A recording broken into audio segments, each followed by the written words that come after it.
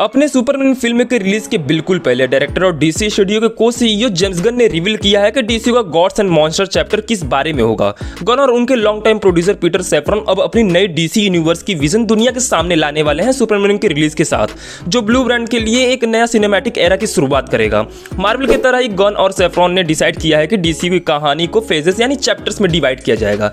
इससे पहला चैप्टर होगा चैप्टर 1 गॉड्स एंड मॉन्स्टर। अभी ये क्लियर नहीं है कि चैप्टर 1 में एग्जैक्टली क्या क्या होगा और ये कहानी कैसे एंड तक पहुंचेगी, लेकिन गन और उनकी टीम काफी सॉलिड सुपर पावर्ड प्लान के साथ आए हैं अपनी नए कॉमिक बुक, मूवीज और टीवी यूनिवर्स के लिए।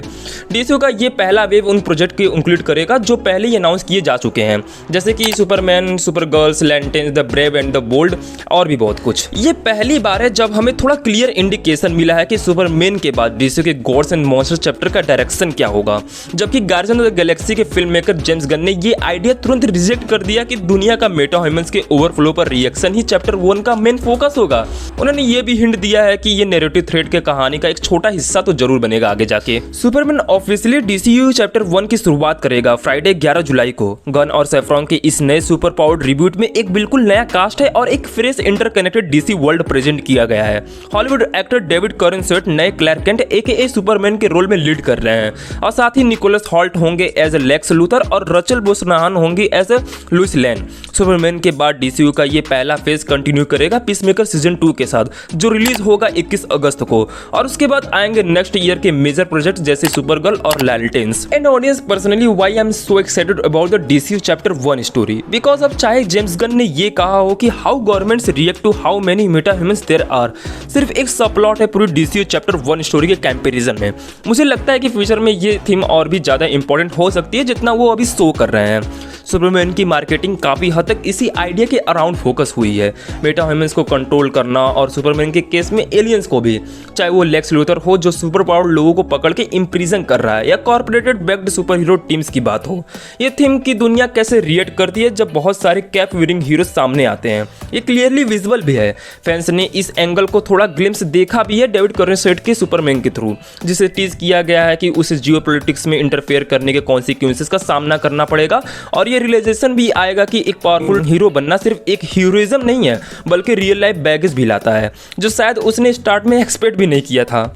ये एक ऐसी चीज है जिसको डीसी स्टूडियो को अपने नए यूनिवर्स के पहले फेज में सीरियसली एक्सप्लोर करना चाहिए। ये उनके लिए एक स्मार्ट मूव होगा।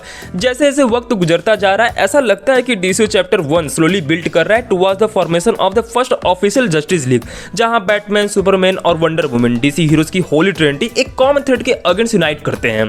और कौन सा वर्ल्ड इस टीम के सामने आने के लिए ज्यादा इंटरेस्टिंग होगा अगर नहीं एक ऐसा जहां के लोग और गवर्नमेंट्स अभी भी ये डिसाइड नहीं कर पा रहे हैं कि इन हीरोज के साथ क्या किया जाए, स्पेशली जब ये हीरोज किसी स्पेसिफिक ग्लोबल पावर के अंडर ऑपरेट नहीं करते हैं। कर्नसेट का सुपरमैन ऑलरेडी इस इश्यू से टकरा चुका है अपनी मूवी में, जहां पब्लिक एक पॉइंट पर उसके अगेंस्ट हो जाती है।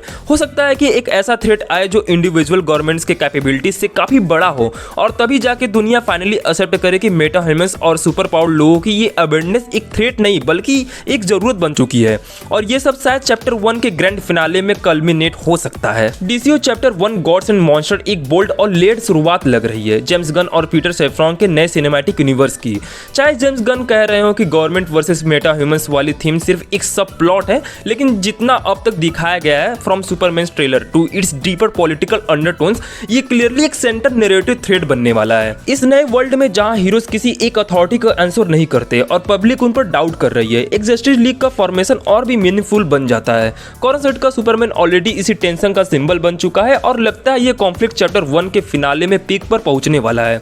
अगर डीसी स्टूडियोज इस थीम को स्मार्टली एक्सप्लोर करता है तो ये सिर्फ एक सुपर हीरो सागा नहीं बल्कि एक थॉट प्रोवोकिंग पॉलिटिकल ड्रामा भी बन सकता है, जो डीसी को मार्वल से अलग और यूनिक बनाएगा। तो ऑडियंस, सुपरमैन सिर्फ एक ओरिजिन स्टोरी नहीं है, ये एक नई दुनिया का गेटवे है। जेम्स गन का DCU chapter 1 gods and monster सिर्फ हीरोज की कहानी नहीं बताएगा बल्कि ये भी एक्सप्लोर करेगा कि दुनिया उनके साथ कैसे डील करती है, स्पेशली जब वो किसी गवर्नमेंट को जवाब नहीं देते। अगर आप सिर्फ एक्शन मूवी देखने जा रहे हो, ग्रेट, लेकिन अगर आप पॉलिटिकल टेंशन, ट्रस्ट इश्यूज और एक डिवाइडेड वर्ल्ड का एंगल भी अप्रिशिएट करते हो तो सुपरमैन से पहले ये सब समझना जरूरी है।